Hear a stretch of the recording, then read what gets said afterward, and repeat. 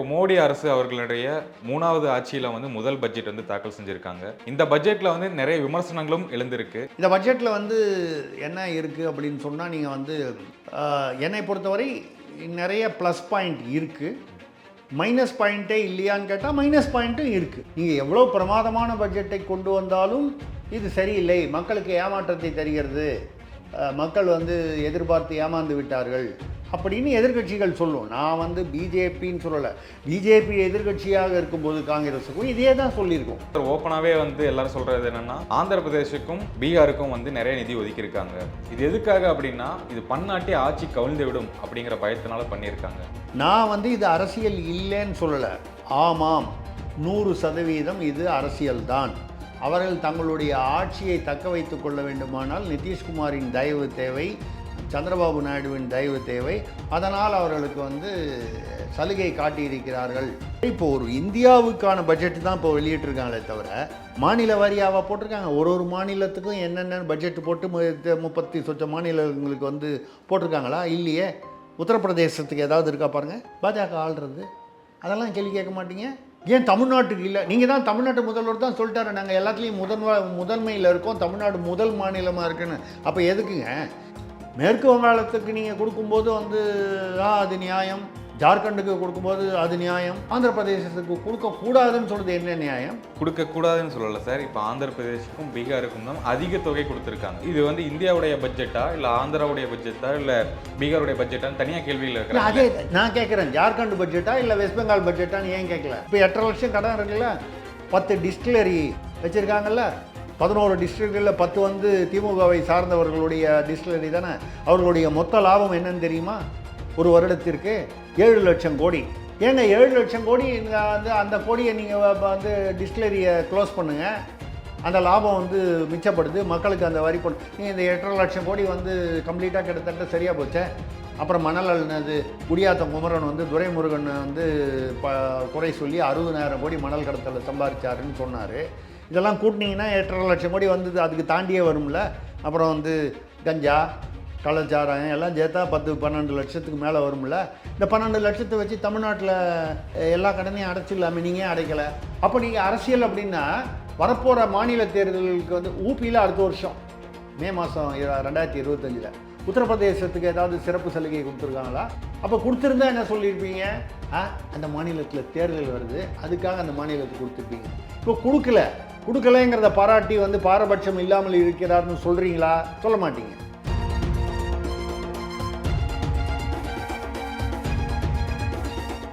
Channel 5 Tamil நேயர்களுக்கு வணக்கம்.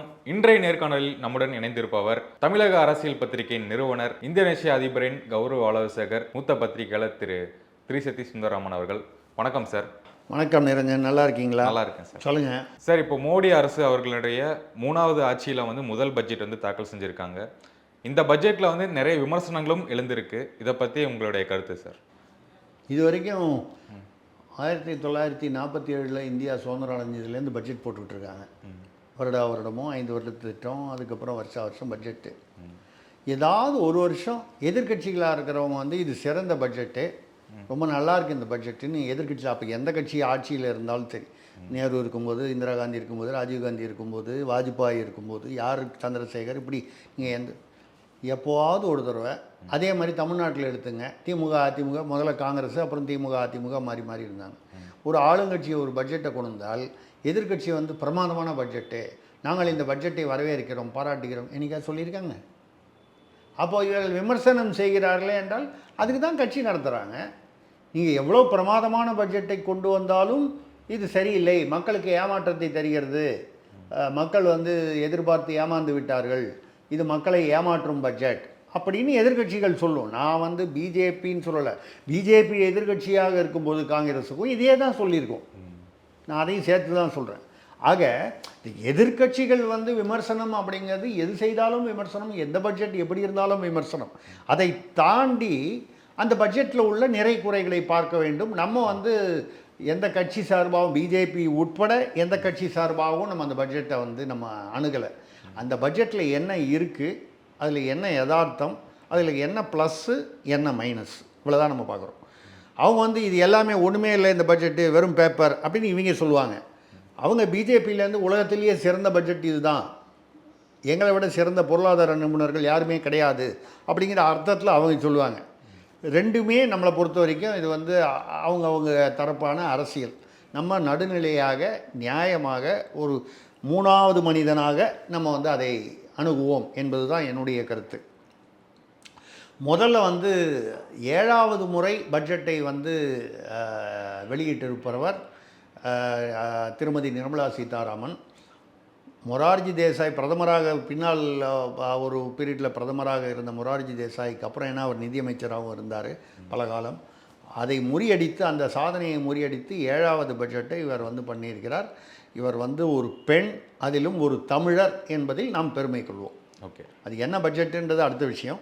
ஒரு தமிழர், அதுவும் ஒரு பெண்ணாக இருப்பவர் 7 முறை வந்து பட்ஜெட்டை வந்து ப்ரெசன்ட் பண்ணியிருக்காங்க. அப்படிங்கிற வரைக்கும் நம்ம வந்து பொதுவாக ஒரு ஒரு சாதனை, வாழ்த்துக்கள். ஆமாம், வாழ்த்துக்கள், நம்மளுடைய வாழ்த்துக்கள். இந்த பட்ஜெட்டில் வந்து என்ன இருக்குது அப்படின்னு சொன்னால், நீங்கள் வந்து என்னை பொறுத்தவரை நிறைய ப்ளஸ் பாயிண்ட் இருக்குது, மைனஸ் பாயிண்ட்டே இல்லையான்னு கேட்டால் மைனஸ் பாயிண்ட்டும் இருக்குது. இதில் நம்ம வந்து மைனஸ் பாயிண்ட்டை முதல்ல எடுப்போம். ஏன்னா அதை தானே நீங்கள் விமர்சனங்கள் இருக்குதுன்னு சொன்னீங்க. நீங்கள் வந்து என்ன விமர்சனம் உங்களுக்கு சொல்லுங்கள். இது என்ன விமர்சனம் சார்? ஓப்பனாகவே வந்து எல்லாரும் சொல்கிறது என்னென்னா, ஆந்திர பிரதேஷுக்கும் பீகாருக்கும் வந்து நிறைய நிதி ஒதுக்கியிருக்காங்க. இது எதுக்காக அப்படின்னா, இது பன்னாட்டி ஆட்சி கவிழ்ந்து விடும் அப்படிங்கிற பயத்தினால பண்ணியிருக்காங்க அப்படிங்கிற விமர்சனங்கள் வந்துக்கிட்டே இருக்குது. இது வந்து இதை தாண்டி எதிர்க்கட்சி தலைவர் ராகுல் காந்தி அவரும் சொல்லியிருக்காரு, அவர் நாற்காலியை வந்து தக்க வச்சுக்கிறதுக்காக தான் இந்த 2 மாநிலங்களுக்கு மட்டும் அதிக நிதி ஒதுக்கியிருக்காங்க அப்படின்னு சொல்லியிருக்காரு சார். இப்போது கூட்டணி எவ்வளவோ கூட்டணி ஆட்சிகள் நடந்திருக்கு மத்தியில். ஒரு தடவை அது விபி சிங் காலத்தில், சந்திரசேகர் காலத்தில், தேவகவுடா காலத்தில் இப்படி வரிசையாக நடந்திருக்கு. அதுக்கப்புறம் யூபிஏ அரசு வந்து திமுகவுடன் சேர்ந்து இருந்ததுக்கு அந்த சமயத்துலலாம் வந்து தமிழ்நாட்டிற்கு வந்து ஏதோ ஒரு சில திட்டங்கள் கொண்டு வந்து காங்கிரஸ் யூபிஏ அரசு, மன்மோகன் சிங் அரசு கொடுத்துருக்கு. அப்போ சந்தோஷமாக இருந்தது இல்லை தமிழ்நாட்டுக்கு வந்ததுன்னு. அப்போ அது அரசியல். நான் வந்து இது அரசியல் இல்லைன்னு சொல்லலை. ஆமாம், 100% இது அரசியல்தான். அவர்கள் தங்களுடைய ஆட்சியை தக்க வைத்து கொள்ள வேண்டுமானால் நிதிஷ்குமாரின் தயவு தேவை, சந்திரபாபு நாயுடுவின் தயவு தேவை. அதனால் அவர்களுக்கு வந்து சலுகை காட்டியிருக்கிறார்கள். இதை இல்லை என்று நான் மறுக்கலை. நான் சொல்கிறது வந்து இது அரசியல் நிதர்சனம். ஏதோ முதலாக வந்து மோடி தான் இதை பண்ணியிருக்காருன்னு இல்லை. நீங்கள் அந்த காலத்திலேருந்து பார்த்தீங்கன்னா எல்லா நேரு காலத்திலிருந்து எல்லா பிரதமர்களும் எல்லா அரசுகளும் வந்து அந்தந்த அவர்களுடைய அரசியல் கூட்டணிக்கு ஏற்றவாறு பண்ணியிருக்காங்க. இவங்க இப்போ இவங்களுடைய இதுவே இவர்கள் வந்து நீங்கள் கேட்டிங்கன்னா 400 சீட்டு வாங்கியிருந்தாலோ 300 சொச்சம் சீட்டு அவங்களே வாங்கி பெரும்பான்மையாக இருந்தால் இப்படி செய்திருப்பார்களா என்றால் வாய்ப்புகள் குறைவு. செய்திருக்கவே மாட்டார்கள்னு சொல்லலை. இதில் 2 விஷயம் நான் வந்து என்ன பார்க்குறேன்னா, ஆந்திராவை பொறுத்தவரை அவர்கள் வந்து சந்திரபாபு நாயுடுக்காக செய்தார் என்ற ஒரு அரசியல் விமர்சனத்தை ஒரு பக்கம் தள்ளிவிட்டு அதில் உள்ள யதார்த்தத்தை பாருங்கள். ஹைதராபாதுங்கிறது வந்து தெலுங்கானாவில் வந்து பிரித்தது அப்போ வந்து காங்கிரஸ் தான் பிரித்தது. காங்கிரஸ் காலத்தில் பிரிந்தது. ரைட், அது பிரிச்சுட்டாங்க, சரித்திரம். அது தவறுன்றதை பற்றி நம்ம பேசி பிரயோஜனம் இல்லை. ஆந்திரா தெலுங்கானா பிரிஞ்சுது. தெலுங்கானா போராடி, சந்திரசேகர ராவ் தலைமையில் போராடி அவர்கள் பிரிந்தார்கள். இப்போ 2 பேருக்கும் பொதுவாக ஒரு ஹைதராபாத்னு ஒரு தலைநகரம் இருந்தது. 10 வருஷத்துக்குன்னு ஒரு அக்ரிமெண்ட் போட்டாங்க. போன மாதம்தான் அந்த அக்ரிமெண்ட் முடிஞ்சுது. அப்போது அதுக்கு பதிலாக சந்திரபாபு நாயுடு என்ன பண்ணார்? அவருடைய ஆட்சி, அவர் முதல்வராக இருக்கும் பொழுது அமராவதிங்கிற நகரத்தை வந்து தலைநகரமாக அறிவித்து அதை வந்து டெவலப் பண்ணணும் அப்படின்னு சொன்னார். அமராவதிங்கிறது சாதாரணமாக நம்ம ஊர் ஈரோடு, ஒரு பல்லடம், இதை மாதிரி ஒரு சிறு நகரம், பெரிய கட்டமைப்பு வசதிகள் இல்லாத நகரம். அவர் எதனால் அமராவதியை சூஸ் பண்ணார்? அவருக்கு ஏதாவது அது வேண்டிய இடமா இல்லையாலாம் நமக்கு தெரியாது. பட் அமராவதியை அவர் வந்து சூஸ் பண்ணார். ஆனால் அதுக்கப்புறம் வந்த ஜெகன் ரெட்டி என்ன பண்ணார்? அவர் வந்து அதாவது பாஜகவுடன் கூட்டணியில் இல்லை, அதே சமயத்தில் ரொம்ப எதிரியாகவும் இல்லை, ஒரு இப்படியும் அப்படியுமா இருந்தார். சில இஷ்யூஸில் வந்து சப்போர்ட் பண்ணுவார், சில இஷ்யூஸில் அப்படி கொஞ்சம் நாசுக்காக ஒதுங்கி போயிடுவார். ஆனால் அவர் என்ன பண்ணார்? 3 தலைநகரம்னு சொன்னார் ஆந்திராவுக்கு. ஒன்று வந்து லெஜிஸ்லேட்டிவ், சட்டமன்ற தலைநகரம், ஒன்று வந்து அலுவல் ஆட்சி, இன்னொன்று வந்து நீதிமன்ற தலைநகரம்னு சொல்லி அது மாதிரி வந்து விசாகப்பட்டினம், இன்னும் உட்பட 3 தலைநகரங்கள் சொன்னார். 3 தலைநகரத்தையும் ஏதாவது வந்து அவரால் வந்து இது பண்ண முடிஞ்சுதா? ஒரு தலைநகரத்தை வந்து சாதாரண நகரத்தை வந்து ஒரு தலைநகராகணும். இப்போ ஹைதராபாதுங்கிறது பார்த்திங்கன்னா எவ்வளோ வருஷமாக கட்டமைப்பு வசதிகள். ஒரு காலத்தில் வந்து திரைப்படத்துறையை எடுத்துக்கிட்டிங்கன்னா ஒரு உதாரணமாக சொல்கிறேன். தெலுங்கு, மலையாளம், கன்னடத்தில் அவ்வளவாக படங்கள் வராது. தமிழ் படங்கள் அவ்வளவும் சென்னையில் தான் எடுப்பாங்க. என்டி ராமராவ் காருக்கு வந்து வீடே டிநகரில் தான் வீடு. எனக்கு தெரியும், அவர் வீட்டு வந்து அவர் வீட்டில் எல்லாம் கேட்டு பூட்டியிருக்குன்னா கூட ஆந்திராவிலேருந்து மொட்டை அடிச்சுக்கிட்டு எல்லாம் திருப்பதி போயிட்டு மொட்டை போட்டு ஆந்திராவிலேருந்து வருவாங்க பஸ்ஸில் வந்து அவர் வீட்டு வாசலில் அந்த கேட்டு வாசலில் கும்பிட்டு போவாங்க. நான் பார்த்துருக்கேன் கண்ணால். ஏன்னா அப்போ அந்த பீரியடில் அங்கே இருந்தேன். எதுக்காக சொல்கிறேன்னால், அப்போ தமிழ்நாட் அதாவது சென்னை தான் தமிழ், தெலுங்கு, கன்னடம், மலையாளம் இவ்வளவு படங்களும் இங்கே தயாராச்சு. அதுக்கப்புறம் என்னாச்சு, ஆந்திராவில் வந்து என்டிஆர் வந்து முதல்வராகி அவர் வந்து தனியாக ஒரு அங்கே ஒரு இதெல்லாம் ஸ்டூடியோலாம் ஏற்பாடு பண்ணார். அங்கே தனியாக பிரிஞ்சுது. மலையாளம் அவங்க வரைக்கும் பண்ணி பார்த்துக்கிட்டாங்க. கன்னடத்துலேயும் அவங்க இப்போ மிகப்பெரிய படங்கள்லாம் இப்போ வந்து கன்னடத்தில் வந்து கேஜிஎஃப் அந்த மாதிரி படங்கள்லாம் வந்து பிரம்மாண்ட படம், பேன் இண்டியா படங்கள்லாம் வந்து. எதற்காக சொல்கிறேன்னால், அப்படி ஹைதராபாதுங்கிறது வந்து பார்த்திங்கன்னா சென்னைக்கு அப்புறம் பெங்களூரு வளர்ந்தது. ஒரு காலத்தில் கல்கத்தா, சென்னை, பாம்பே, டெல்லி இது 4 தான் பெரிய நகரங்கள். அதுக்கப்புறம் வந்தது பெங்களூரு, அதுக்கப்புறம் வந்தது ஹைதராபாத். ஹைதராபாத் வந்து டெவலப் ஆகிற அளவுக்கு இப்போ அமராவதியை கொண்டு வரணுன்னா இங்கே கட்டமைப்பை வந்து நீங்கள் இப்போ ஆந்திரா வந்து ஒரு கால் வந்து சந்திரபாபு நாயுடுவை நமக்கு பிடிக்கலன்னா கூட ஆந்திராவுக்கு தலைநகரம் அமராவதி. அதை வந்து ஒரு தலைநகரத்துக்கு உண்டான தகுதிகளை அதுக்கு கொண்டு வரணுன்னா மத்திய அரசுடைய நிதி உதவி, திட்ட உதவி இல்லாமல் எதுவும் நடக்காது. அப்போ வந்து அதை வந்து வேணான்னு விட்டுறது. நீங்கள் வந்து இப்போ விமர்சனங்கள் சொல்கிறீங்க இல்லையா, ஒரு 4 மாநிலத்துக்கு வந்து நான் அடுத்த உங்களை நிரஞ்சனை கேட்குறேன், நிரஞ்சன் மூலமாக விமர்சகர்களை கேட்குறேன், ராகுல் காந்தியும் சேர்த்தே கேட்குறேன். ஜார்க்கண்டு, மேற்கு வங்காளம், சிக்கிம், பீகார், ஆந்திர பிரதேசம் இந்த 5 மாநிலத்துக்கு முன்னுரிமைன்னு பட்ஜெட்டில் இருக்கா இல்லையா எடுத்து பிரிண்ட் அவுட் எடுத்து பாருங்கள். இருக்குது.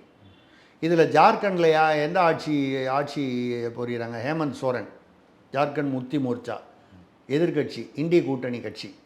சரிங்களா? இப்போ சிறையிலேருந்து வெளியில் வந்துட்டு மறுபடியும் முதல்வர் ஆகிட்டார் ஹேமந்த் சோரன். மேற்கு வங்காளம் மம்தா, தினம் பிஜேபிக்கும் மம்தா கட்சி, திரிணாமுல் காங்கிரஸ் கட்சிக்காரனா அடித்து ரத்த வெள்ளத்தில் அங்கே வந்து காங்கிரஸ் எல்லாம் சத்தமெல்லாம் போயிடுச்சு, கம்யூனிஸ்ட்டு காணாமல் போயிடுச்சு. ஆனால் வந்து மம்தா கட்சிக்கும் பாஜகவும் தான் உண்மையான என்ன சொல்கிறது அந்த அரசியல், நேரடி அரசியல் எதிர்ப்பு, தகராறு, ரணகளம். அப்புறம் ஏன் வந்து வெஸ்ட் பெங்காலுக்கு கொடுக்குறாங்க? அதை பற்றி கேட்டிங்களா? எதிர்கட்சி கூட இல்லை, எதிர்கட்சின்னு சொல்லக்கூடிய மம்தாவுடைய மேற்கு வங்காளத்துக்கு சிறப்பு சலுகை 5 மாநிலங்களில் 1. சிக்கிம் விட்டுருங்க, அது சின்ன மாநிலம், அது ஒரு மலையகம், அது வந்து எப்போவும் அதுக்கு வந்து தேவைகள் அதிகமாக இருக்கும், அதை டெவலப் பண்ணணும். இல்லைன்னா அது வந்து ஒரு கிட்டத்தட்ட இந்தியாவிலிருந்து ஒதுங்கின மாதிரியே அந்த மாதிரி ஒரு எல்லையில் இருக்கக்கூடிய ஒரு மாநிலம். அதனால் வந்து அதுக்கு பண்ணுறாங்க அப்படின்னு வச்சுக்கிட்டா கூட, இதில் வந்து மேற்கு வங்காளத்துக்கும் ஜார்க்கண்டுக்கும் பண்ணணும்னு என்ன அவசியம் இருக்குது? ஆந்திராவுக்கும் பீகாருக்கும் கொடுக்கறதுக்கு வந்து காரணம் வந்து ஆட்சியை தக்க வைத்துக் கொள்வது. இப்போ நாளைக்கு காலையிலேருந்து மம்தா வந்து பிஜேபி கூட்டணியில் சேர்ந்துருவாங்கன்னு எதிர்பார்ப்போமா? இல்லை ஜார்க்கண்ட் அவர் வந்து ஹேமந்த் சோரன் வந்து பிஜேபி பக்கம் சேர்ந்துட போகிறாரா? இல்லையே. அப்போ வந்து எதிர்கட்சின்னா நீங்கள் வந்து அடுத்தது வந்து என்ன கேட்பீங்க? தமிழ்நாட்டுக்கு வந்து ஒன்றுமே கொடுக்கலையேன்னு. சரி, இப்போ ஒரு இந்தியாவுக்கான பட்ஜெட்டு தான் இப்போ வெளியிட்டிருக்காங்களே தவிர மாநில வாரியாக போட்டிருக்காங்க. ஒரு மாநிலத்துக்கும் என்னென்ன பட்ஜெட்டு போட்டு 30 சொச்ச மாநிலங்களுக்கு வந்து போட்டிருக்காங்களா? இல்லையே. உத்தரப்பிரதேசத்துக்கு ஏதாவது இருக்கா பாருங்கள், பாஜக ஆள்றது. மத்திய பிரதேசத்துக்கு ஏதாவது தனியாக போட்டிருக்காங்களா? அதெல்லாம் கேள்வி கேட்க மாட்டீங்க. ஏன் தமிழ்நாட்டுக்கு இல்லை? நீங்கள் தான் தமிழ்நாட்டு முதல்வர் தான் சொல்லிட்டாரு, நாங்கள் எல்லாத்துலேயும் முதன்மையில் இருக்கோம், தமிழ்நாடு முதல் மாநிலமாக இருக்குன்னு. அப்போ எதுக்குங்க நீங்கள் சாதியில் வந்து இப்போ ஒரு உதாரணமாக சாதி ஒதுக்கீடு எடுத்துக்கிட்டிங்கன்னா யாருக்கு ஒதுக்கீடு பண்ணுறீங்க? பொருளாதாரத்தில் மிக உயர்ந்த நிலையில் இருப்பவர்களுக்கோ இல்லை சமூகத்தில் நல்ல ஒரு ஏற்கனவே உயர்ந்த நிலையில் இருப்பவர்களுக்கோ ஒதுக்கீடு பண்ணுறீங்களா? இல்லையே. பிற்படுத்தப்பட்டவர்கள், தாழ்த்தப்பட்டவர்கள், பொருளாதார ரீதியிலும் சரி சமூக ரீதியிலும் சரி, யார் வீக்காக இருக்கானோ அவனுக்கு தானே செய்கிறீங்க. அதுக்கு பேர் நீங்கள் என்ன சொல்கிறீங்க? சமூக நீதி இல்லையா? ஏன்னா இதையே மாநிலங்களுக்கு செஞ்சால் அது அரசியலா? பீகார் பிற்படுத்தப்பட்ட மாநிலம், இப்போவும் தமிழ்நாட்டையோ இல்லை வேறு ஒரு மாநிலத்தையோ வந்து நீங்கள் கம்பேர் பண்ணும்போது பீகார் மிக பிற்படுத்தப்பட்ட மாநிலம். ஜார்க்கண்ட் பீகாரிலிருந்து ஒரு காலத்தில் பீகாருடன் இருந்து இப்பொழுது பிரிந்த மாநிலம். அதுவும் மிகவும் பிற்படுத்தப்பட்ட பழங்குடிகள் சார்ந்தது. ஏங்க பழங்குடிகள் சார்ந்த ஒரு மாநிலத்துக்கு வந்து முன்னுரிமை சிறப்பு சலுகை கொடுத்துருக்காருன்னு பாராட்ட மாட்டீங்க. சந்திரபாபு நாயுடு இருக்காருன்னா சந்திரபாபு நாயுடு இருக்கட்டையா, ஜெகன் ரெட்டி இருக்கட்டையா, அமராவதின்றத ஒரு தலைநகரத்தை வந்து நம்ம வந்து ஒரு கட்டமைப்பு ஏற்படுத்தாவிட்டால் ஹைதராபாதோட அந்த 10 வருஷம் அந்த டைம் முடிஞ்சு போச்சு. இதுக்கப்புறம் அவங்க ஹைதராபாத்தை தலைநகரமாக யூஸ் பண்ண முடியாது. அங்கே இருக்கிற அரசு அலுவலகங்களை மெதுவாக அமராவதிக்கு கொண்டு வந்து விட்டார்கள். ஆனால் முக்காவாசி அலுவலகங்களுக்கு அமராவதியில் வந்து நிரந்தரமான கட்டடங்களே இல்லை. அதாவது டெம்பரரி ஆஃபீஸ், சும்மா ஒரு பள்ளிக்கூடத்தில் இல்லை பழைய ஏதோ ஒரு கட்டடத்தில் இப்படின்னு ஒரு இப்போ சென்னையில் இருக்கா மாதிரியோ ஹைதராபாத்தில் பெங்களூரில் இருக்கா மாதிரியோ வந்து அங்கே வந்து கட்டமைப்பை இம்ப்ரூவ் பண்ணணுன்னா ஒரு நாளில் நடக்கிற விஷயம் இல்லை. ஜெகன் ரெட்டி இருக்கும்போது நீங்கள் ஏன் பண்ணலன்னு கேட்டேன்னா அவர் கன்ஃபியூஸ் பண்ணிட்டார். 3 தலைநகரம்னு கொண்டு வந்து இவர் இல்லை 3 கிடையாது அமராவதி மட்டும்தான் சொல்லிட்டார். இப்போ அமராவதியை டெவலப் பண்ணுமா வேணாமா? மேற்கு வங்காளத்துக்கு நீங்கள் கொடுக்கும்போது வந்து அது நியாயம், ஜார்க்கண்டுக்கு கொடுக்கும்போது அது நியாயம், ஆந்திர பிரதேசத்துக்கு கொடுக்கக்கூடாதுன்னு சொல்கிறது என்ன நியாயம்? கொடுக்கக்கூடாதுன்னு சொல்லலை சார். இப்போ ஆந்திர பிரதேசுக்கும் பீகாருக்கும் தான் அதிக தொகை கொடுத்துருக்காங்க. ஆமாம், இது வந்து இந்தியாவுடைய பட்ஜெட்டா இல்லை ஆந்திராவுடைய பட்ஜெட்டா இல்லை பீகாருடைய பட்ஜெட்டான்னு தனியாக கேள்வியில் இருக்கிறாங்க. அதே நான் கேட்குறேன், ஜார்க்கண்ட் பட்ஜெட்டா இல்லை வெஸ்ட் பெங்கால் பட்ஜெட்டான்னு ஏன் கேட்கல? அதான் சார், இதில் தான் அதிக தொகை கொடுத்துருக்காங்க ஆந்திராவுக்கும் பீகாருக்கும். அங்கே இப்போ வந்து தமிழ்நாட்டுக்கு வந்து புது தலைநகரம் தேவைப்படுதா? தேவைப்படல. இல்லை வேறு உத்தரப்பிரதேசத்துக்கு பாஜக ஆளும் உத்தரப்பிரதேசத்துக்கோ மத்திய பிரதேசத்துக்கோ தேவைப்படுதா? இல்லை, அவங்களுக்கு கொடுத்துருக்காங்களா? நீங்கள் பாஜக ஆளும் மாநிலங்களுக்கு மட்டும்தான் கொடுத்துருந்தா கூட நீங்கள் வந்து ஒரு கண்ணில் வெண்ணெய் ஒரு கண்ணில் சுண்ணாம்புன்னு சொல்லலாம். இல்லையே. அப்போ இதை நம்ம எடுத்துக்கலாம். இது அரசியல், அந்த நாற்காலிக்காக தான் இந்த விஷயங்கள். அரசியல் இதில் இல்லவே இல்லை என்று நான் ஒதுக்கவில்லை, நான் மறுக்கவில்லை. அரசியல் நிச்சயமாக இருக்கிறது. அவர்கள் கூட்டணியில் இருப்பதால் அந்த கூட்டணியுடைய கட்டாயம் ஏனென்றால் அவர்கள் ஆட்சியில் நிலைக்க வேண்டும் என்றால் இவர்களுடைய தயவு தேவை. அதனால் அவர்கள் வந்து கேட்டது என்ன? சிறப்பு அந்தஸ்து கேட்டார்கள், ஸ்பெஷல் ஸ்டேட்டஸுங்கிறது இன்னும் ஜாஸ்தி. ஸ்பெஷல் ஸ்டேட்டஸ் வந்திருந்தால், சப்போஸ் ஆந்திராவுக்கு சிறப்பு அந்தஸ்து ஸ்பெஷல் ஸ்டேட்டஸ் கொடுத்திருந்தால் தென்னாட்டிற்கு வர வேண்டிய அத்தனை தொழில் திட்டங்களும் மத்திய அரசு முடிவு செய்யக்கூடிய தொழில் திட்டங்கள் அத்தனையுமே ஆந்திராவிற்கு போயிருக்கும். அந்த ஸ்பெஷல் ஸ்டேட்டஸ் கொடுக்காமல் ஒரு குறிப்பிட்ட சலுகை, அதிகப்படி சலுகை இல்லை அதிகப்படி திட்ட ஒதுக்கீடு, நிதி ஒதுக்கீடு செய்கிறாங்கன்னா என்னை பொறுத்தவரை இது அரசியலுக்காக செய்கிறார்கள் என்று வாதத்திற்காக வைத்து கொண்டால் அது ஓரளவுக்கு உண்மைதான். அதை தாண்டி அங்கு தேவை இருக்கிறது, அதனால் வந்து வைக்கிறாங்க. பீகார் எப்பொழுதுமே இப்போ 20,000 தமிழ்நாட்டுக்கு தேவையே எதுவுமே இல்லையா சார்? தமிழ்நாட்டுக்கு தேவை என்ன இருக்குது? நீங்கள் தான் எல்லாத்துலேயும் நாங்கள் தான் முதல் மாநிலம்னு சொன்னீங்க. நீங்கள் தானே எல்லாத்துலேயும் முதல் மாநிலம்னு சொல்லிட்டீங்களே. நீங்கள் தான் முதல் மாநிலத்தில் இருக்கீங்க. சரி, தமிழ்நாட்டுக்கு தேவை ஒன்றுமே இல்லையான்னு நீங்கள் கேட்குறீங்களே. நான் அதான் கேட்குறேன், உத்தரப்பிரதேசத்துக்கு என்ன செஞ்சுருக்காங்க, மத்திய பிரதேசத்துக்கு என்ன செஞ்சுருக்காங்க, குஜராத்துக்கு என்ன செஞ்சுருக்காங்க? குஜராத் வந்து அமித்ஷாவுடைய மாநிலம், மோடியுடைய சொந்த மாநிலம். குஜராத்துக்கு என்ன பண்ணியிருக்காங்க? நீங்கள் தமிழ்நாடுன்னா தமிழ்நாடு மட்டும்தான் இந்தியாவா? நீங்கள் வந்து தமிழ்நாட்டுக்கு தனியாக பட்ஜெட்டு மாநில அரசு போடணுங்க. நீங்கள் டாஸ்மாகில் போட்டுட்டு எல்லாரையும் வந்து இங்கே வந்து வேலை பார்க்காம வந்து டாஸ்மாக் வாசலில் படுக்க விட்டுட்டு மத்திய அரசு திட்டம் கொடுக்கும். ஏற்கனவே மத்திய அரசு திட்டம் பூரா வந்து ஸ்டிக்கர் ஒட்டிக்கிட்டு நாங்கள் வந்து கலைஞர் படம், உதயநிதி படம், ஸ்டாலின் படம்னு ஒட்டிக்கிட்டு இருக்கீங்க. இப்போ வந்து மறுபடியும் வந்து நீங்கள் வந்து உங்களுக்கு வந்து நீங்கள் திட்டுவீங்க, நீங்கள் வந்து அவங்கள வந்து மத்திய அரசை வந்து ஒன்றிய அரசுன்னு கேவலப்படுத்துவீங்க. ஆனால் உங்களுக்கு வாரி கொடுத்துடணுன்னா அது எப்படி நடக்கும்? நடக்காது. ரெண்டாவது, தமிழ்நாட்டிற்கு உண்மையான தேவை இருந்து எங்களுக்கு 8.5 லட்சம் கடன் இருக்குதுன்னு சொல்லுவாங்க. ரைட்டு, எல்லா மாநிலத்துக்கும் கடன் இருக்குது, மத்திய அரசுக்கே கடன் இருக்குது. இப்போ 8.5 லட்சம் கடன் இருக்குல்ல, 10 டிஸ்டிலரி வச்சுருக்காங்கல்ல, 11 டிஸ்ட்ரிக்டில் 10 வந்து திமுகவை சார்ந்தவர்களுடைய டிஸ்டிலரி தானே. அவர்களுடைய மொத்த லாபம் என்னன்னு தெரியுமா? ஒரு வருடத்திற்கு 7 லட்சம் கோடி. ஏங்க 7 லட்சம் கோடி வந்து அந்த கோடியை நீங்கள் வந்து டிஸ்டிலரியை க்ளோஸ் பண்ணுங்கள், அந்த லாபம் வந்து மிச்சப்படுது, மக்களுக்கு அந்த வரி நீங்கள் இந்த 8.5 லட்சம் கோடி வந்து கம்ப்ளீட்டாக கிட்டத்தட்ட சரியாக போச்சே. அப்புறம் மணல் அள்ளினது குடியாத்தம் குமரன் வந்து துரைமுருகன் வந்து குறை சொல்லி 60,000 கோடி மணல் கடத்தலில் சம்பாதிச்சாருன்னு சொன்னார். இதெல்லாம் கூட்டினீங்கன்னா 8.5 லட்சம் கோடி வந்தது, அதுக்கு தாண்டியே வரும்ல. அப்புறம் வந்து கஞ்சா கள்ளச்சாராயம் எல்லாம் சேர்த்தா 10-12 லட்சத்துக்கு மேலே வரும்ல. இந்த 12 லட்சத்தை வச்சு தமிழ்நாட்டில் எல்லா கடனையும் அடைச்சிடலாமே, நீங்கள் ஏன் அடைக்கலை? மத்திய அரசு கொடுக்கணும்னு ஏன் எதிர்பார்க்குறீங்க? ஜிஎஸ்டியில் வந்து உங்களுக்கு வந்து ஜிஎஸ்டி வந்து மத்திய அரசே எடுத்துகிட்டு போகல. ஜிஎஸ்டியில் வர பணத்தில் உங்களுக்கு மத்திய அரசு அதாவது 50%, 50% உங்களுக்கு வருது. இங்கே பெட்ரோலில் வந்து ஜிஎஸ்டிக்கு கொண்டு வரணுன்னு ஏன் கொண்டு வர மாட்டேன்றீங்க? ஏன்னா 28% தான் வரும் ஜிஎஸ்டி மேக்சிமமே, பெட்ரோலோ டீசலோ. அது ஒத்துக்காமல் ஏன் வந்து தமிழ்நாடு இருக்குது? நீங்கள் வந்து ஏன்னா வந்து அதில் வந்து கிட்டத்தட்ட 55% வந்து வரி வந்து யாருக்கு வருது? தமிழ்நாட்டுக்கு வருது, மாநிலத்துக்கு வருது. உங்களுக்கு அது வந்து அதாவது உங்களுக்கு வந்து அது தேவைப்படுது அப்படின்னால் ஜிஎஸ்டிக்கு கீழே அதை ஏன் ஜிஎஸ்டி கீழே கொண்டு வந்தால் தமிழ்நாட்டு மக்களுக்கு வந்து பெட்ரோல் வந்து 75, இப்போ 100 ரூபா விற்கிது, 100-104 ரூபா விற்கிது, 75 ரூபாய்க்கு வரும். டீசல் இன்னொரு 10 ரூபா கம்மியாக, 10-15 ரூபா கம்மியாக 60 ரூபாய்க்கு வரும். இன்றைக்கி வந்து 100 ரூபா வருதுன்னு வைங்க, ஒரு 70 ரூபாய்க்கு வரும்னு வச்சுங்க, 80-70னே வச்சுக்கோங்க, ஒரு 20 ரூபா 25 ரூபா லாபம். ஏன் பண்ண மாட்டேன்றீங்க? உங்களுக்கு வரி குறைஞ்சிரும்னு. அப்போது உங்களுக்குன்னா ஒரு சட்டம், உங்களுக்குன்னா ரத்தம், மற்றவனுக்குன்னா தக்காளி சட்னியா? ரெண்டாவது தமிழ்நாட்டிற்கு தான், நீங்கள் தான் தமிழ்நாட்டுக்கு நாங்கள் தான் முதல்ல எல்லா விஷயத்துலையும் முதல்ல இருக்கோம்லாம் சொல்கிறீங்க. நாங்கள் பொருளாதாரத்தில் முன்னேறிட்டோம்னு சொல்கிறீங்களே. அப்போது முன்னேறினவங்களுக்கு கொடுக்குமா? அப்போ நீங்கள் வந்து எல்லாருக்கும் சமமாக தான் பிரித்து கொடுக்கணும்னு சொன்னால், அப்போ நான் கேட்குறேன், சாதிய ஒதுக்கீட்டெல்லாம் எடுத்துகிட்டு எல்லா சாதிகளுக்கும் பிரித்து கொடுப்பீங்களா? நான் சாதியை ஆதரித்து பேசவில்லை.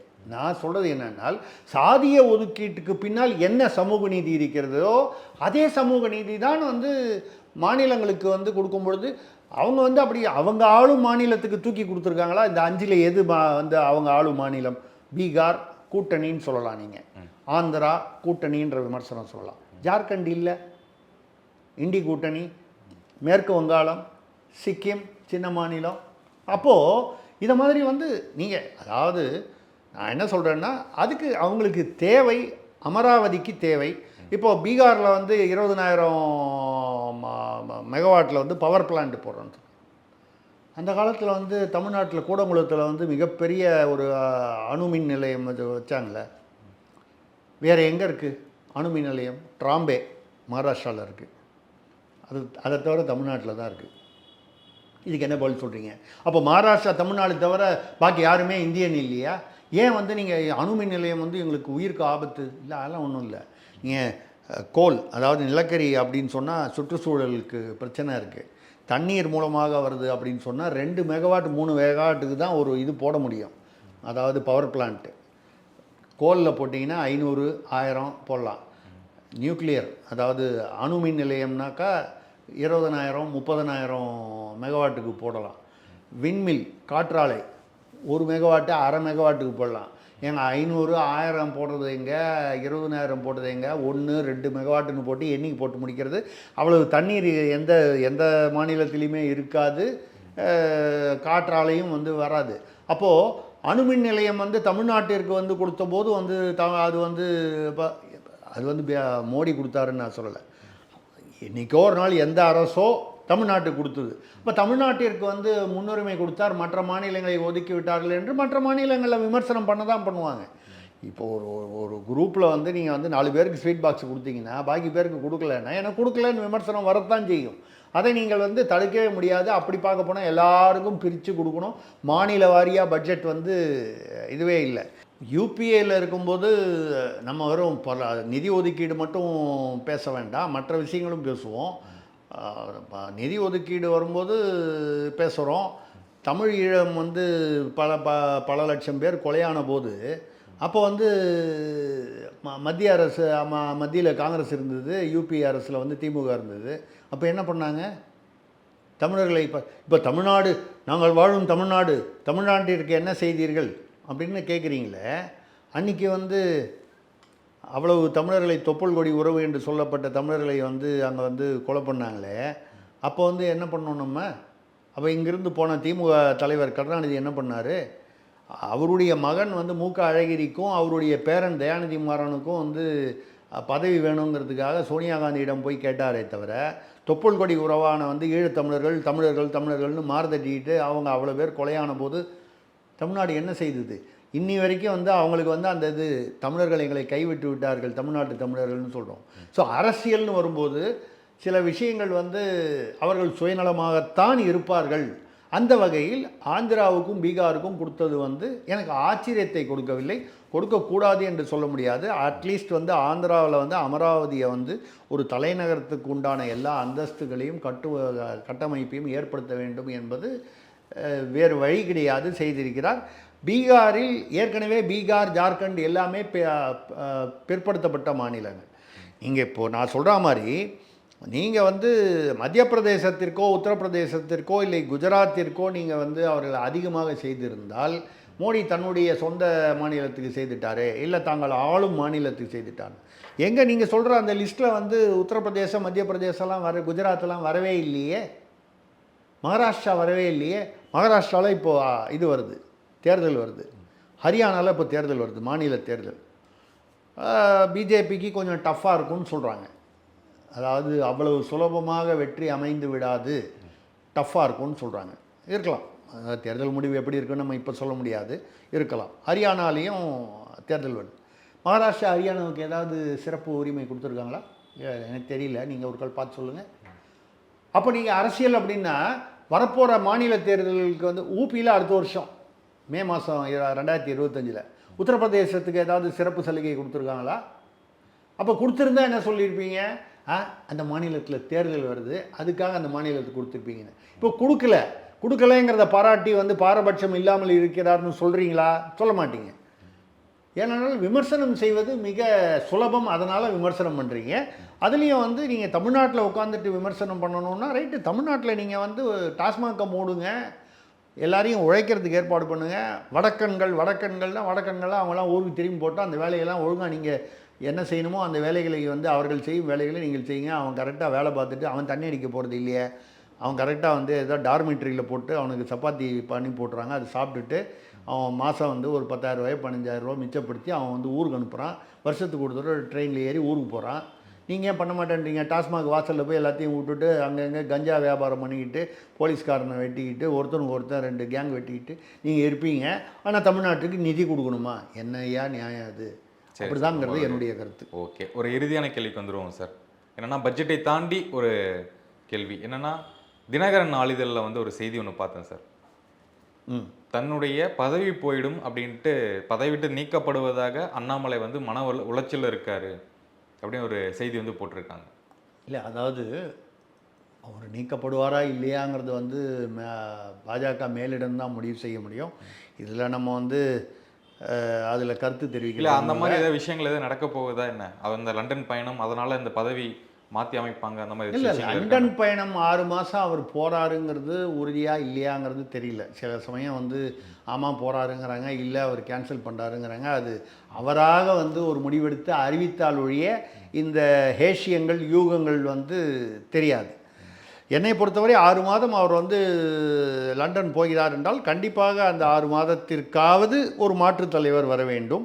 ஒரு மாற்றுத் தலைவர் வந்த உடனே 6 மாதம் பொறுத்து ஒரு திரும்பி வந்தோடனே அவங்க சீட்டை காலி பண்ணிட்டு போயிடுவாங்கன்னு எதிர்பார்க்க முடியாது. அரசியலில் யாருமே 6 மாதத்திற்கு ஒரு இடைக்கால தலைவராக வந்தால் அப்புறம் தினம் அவங்க வந்து பெஞ்சு தேய்ச்சிட்டு தான் போவாங்க. அவர்கள் எந்த ஒரு நடவடிக்கையிலையும் ஆக்டிவாக ஈடுபட மாட்டார்கள். ஏன்னா 6 மாதத்தில் லீவ் வேக்கன்சி அப்படின்னா யார் வந்து பெருசாக வேலை செய்வாங்க? செய்ய மாட்டாங்க. அப்போது அண்ணாமலை இங்கேருந்து 6 மாதம் வந்து வெளிநாடு செல்கிறார் என்றால் மறுபடியும் அந்த இடத்திற்கு அவரால் வருவது இல்லை, அவருக்கு அந்த இடத்தை கொடுப்பதற்கான வாய்ப்புகள் குறைவுன்னு அர்த்தம். போகிறாரா இல்லையான்னு நமக்கு தெரியாது. போகிறாருன்னா அப்போ இங்கே ஒரு மாற்றம் வரும். இப்படி கூட நினைக்கலாம், அதிமுகக்கும் பாஜகவும் கூட்டணி சேர்ந்தால்தான் 2026 திமுகவை தோற்கடிக்க முடியும் என்பது தமிழ்நாட்டில் வந்து ஒரு சாதாரண குழந்தைக்கு கூட தெரிஞ்ச அரசியல் ஃபார்முலா. இப்போ உள்ள நிலைமையில் திமுக அவ்வளவு பலமுடையதான்னு சொன்னால் அது ஆப்போசிட்டாக எடுத்துக்கணும். அதிமுக பலவீனமாக இருக்குது, பாஜக இப்போ தான் வளர்ந்து வருது. பாஜகவிடம் மக்களுக்கு எதிர்பார்ப்பு இருக்கிற அளவுக்கு வலிமையாக இருக்கிறதா என்று கேட்டால் இல்லை. அதுதான் உண்மை. அண்ணாமலையாலேயே ஜெயிக்க முடியலையே கோயம்புத்தூரில், தோற்று போயிட்டார்ல. ஏன் தோற்று போயிட்டாருன்னு சொல்லலை, என்ன காரணங்கள் வேணால் இருக்கலாம். அப்போது பாஜக ஒரு சீட்டு கூட ஜெயிக்கலையே. ஏன்னா 4%லேருந்து 11% வாங்கினாங்கன்ற ஒரு ஒரு ஒரு ஒரு ஒரு திருப்தி தானே தவிர அந்த 11% வச்சுட்டு ஆட்சிக்கு வந்துட முடியாது. 20%ஆவது இருக்கணுமே. அப்போ அதிமுகவும் பலவீனமாக இருக்கிறது, பாஜகவும் வந்து மிகப்பெரிய வளர்ச்சி ஒன்றும் இல்லை. அப்படிங்கும்போது திமுகவை தோற்கடிக்க வேண்டும் என்றால் இந்த கட்சிகள் ஒன்றுபட வேண்டும். ஒன்றுபடுவதற்கு எது தடுக்கிறது? ஒரு பக்கம் வந்து எடப்பாடி அவருடைய ஈகோ, இன்னொரு பக்கம் அண்ணாமலையுடைய ஈகோ. இவங்க 2 பேருக்கும் பர்சனலாக தனிப்பட்ட முறையில் ஒத்துப்போகவில்லை. அது யார் மேலே தவறு இல்லை அப்படிங்கிறத விட்டுட்டு பார்த்தோம்னா 2 பேரும் வந்து ஒத்துப்போகலை. ஏதோ ஒரு சில காரணங்கள், அதில் யார் பக்கம் நியாயங்கிறதுக்குள்ளே நம்ம போக வேண்டாம். ஏன்னா 2 பக்கமும் தவறுகள் இருக்கும், 2 பக்கமும் நியாயங்கள் இருக்கும். அதனால் வந்து இவங்க 2 பேரும் ஒத்து போகலைன்னா ஏதாவது ஒரு இடத்துல ஆளை மாற்றினா தான் இந்த கூட்டணி வரும். அதிமுகவில் மாற்றணும்னா எடப்பாடி எடுக்கணும். எடப்பாடி எடுத்தால் வேலுமணி இவர்களெல்லாம் வந்து ஒரு கால் கொண்டு வரலாம்னு ஒரு செய்தி வந்தது. வேலுமணி தலைமையில் வந்து செங்கோட்டையன் தலைமையில் வேலுமணி இயக்கத்தில் அப்படின்னு. எடப்பாடி ரொம்ப உறுதியாக இருக்கிறார். அந்த சசிகலா இவங்க டிடிவி ஓபிஎஸ்ஸை வந்து உள்ளே விட மாட்டேன்றதில் அவர் வந்து இருக்கார். அது ஏன் இருக்கார் நம்ம சொல்லலை, இருக்கார். சரி, அவங்க உள்ளே வந்துட்டதுனால பெரிய வாக்கு வங்கி பிரமாதமாக வந்துடுமா அதிமுக? அப்படி ஒன்றும் பெருசாக இல்லை. ஏதோ ஒரு 2% கூட வரலாம் மொத்தமாக. அது ஏன்னா முக்குளத்தோர் வாக்கு வந்து சிதறாமல் வரலாம், அவ்வளோதானே தவிர அதை தாண்டி ஒரு பெரிய ஒரு அவங்க வந்ததுனால அப்படியே வந்து மிகப்பெரிய அசுர வளர்ச்சி கொண்டு விடுமா அதிமுக என்றால் இல்லை.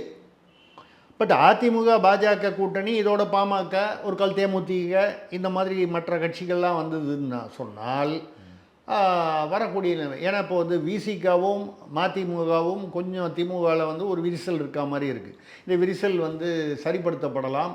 இந்த ஆம்சாங் கொலை வழக்கு, மற்ற இந்த கள்ளச்சாராய வழக்கு, இந்த விவகாரங்களில் வந்து விடுதலை சிறுத்தைகள் சற்று கொஞ்சம் இருக்குது. காங்கிரஸுக்கும் திமுகவுக்குமே விரிசல் இருக்குது. செல்வ பெருந்தகை இப்போ கூட முன்னால் சொன்னார், தனியாக வந்து நம்ம ஆட்சி அமைப்போம், காங்கிரஸ் ஆட்சி மலர வேண்டும், நம்ம யாரும் முதுகுலையும் சவாரி போகக்கூடாதுன்னாரு. அப்புறம் திடீர்னு 25 வருஷம் கூட்டணினார்.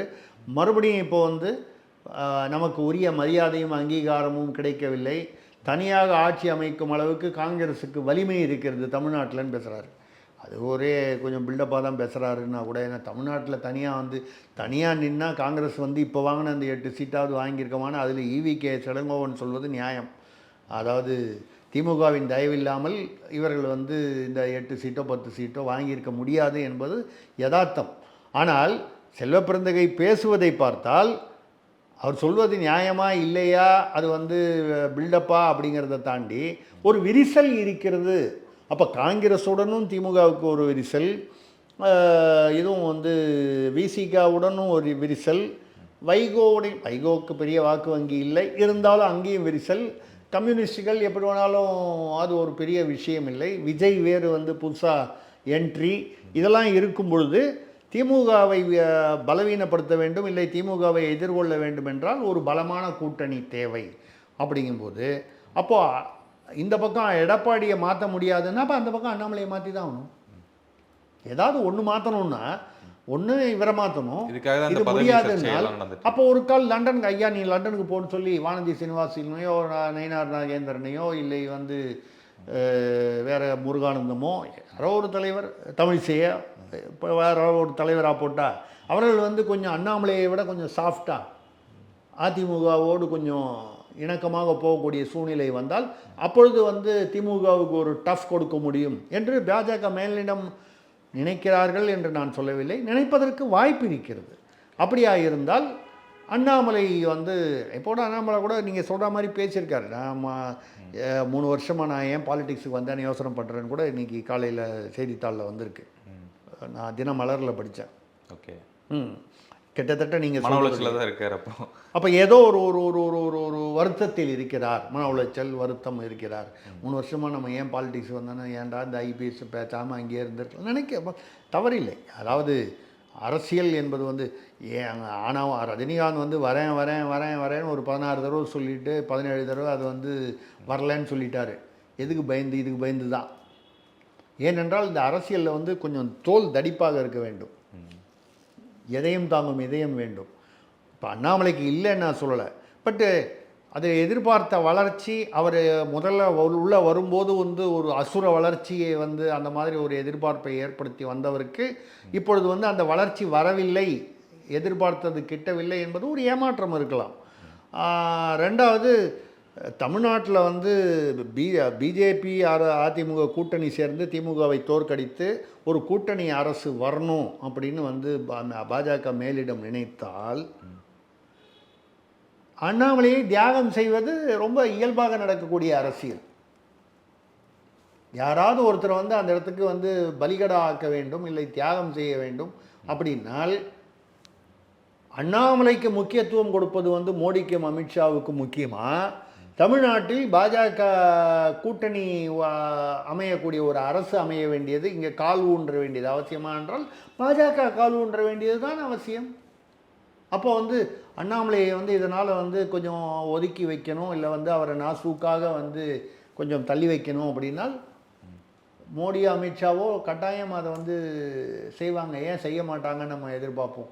அண்ணாமலையை வந்து விட்டா பிஜேபி கிடையாது அப்படின்னா 4 வருஷம் முன்னால் வந்து அண்ணாமலை இல்லாத போது அதே மோடி அமித்ஷாவும் அங்கே தானே இருந்தாங்க. ஆமாம், அண்ணாமலை வந்து ஒரிஜினலாக வந்து ரஜினிகாந்துடைய கட்சிக்காக வருவதற்காக தானே வந்து அவர் வந்து ஐபிஎஸ்ஸே ரிசைன் பண்ணார். ஐபிஎஸ்ஸை ரிசைன் பண்ணிட்டு வந்தது வந்து ரஜினிகாந்துடைய அவர் கட்சி ஆரம்பிக்கிறாருன்ற அந்த ஒரு சூழ்நிலையில் அவர் தமிழருவி மணியன் அப்புறம் இந்த அர்ஜுன் மூர்த்தி இவர்கள்லாம் வந்தது வந்து ரஜினிகாந்த் கட்சிக்காக. அதுக்கப்புறம் ரஜினிகாந்த் கட்சி ஆரம்பிக்கலான்ட்டார், பிஜேபி வந்துட்டாங்க.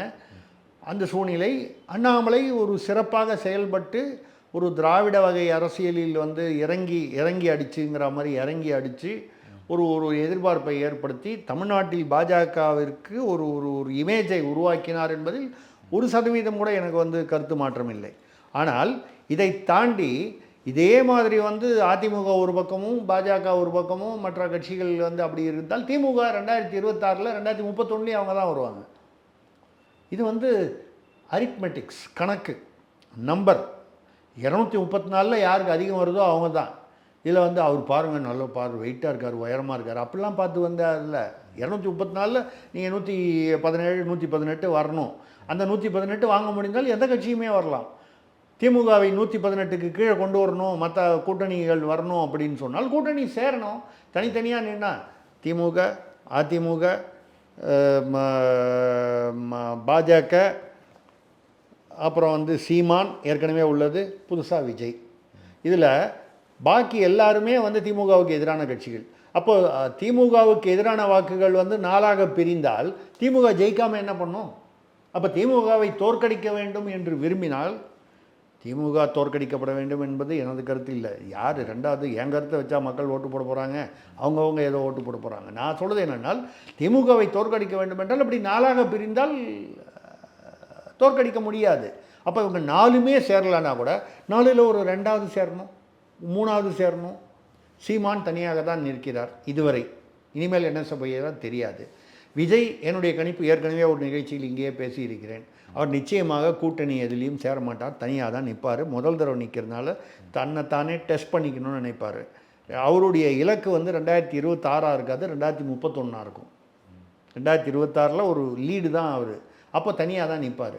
அப்போ நீங்கள் ஆட்டோமேட்டிக்காக வந்து 5ஆக பிரியும். திமுகவுக்கு எதிரான வாக்குகள் 4ஆக பிரியும் பொழுது திமுக ஜெயிக்கும்.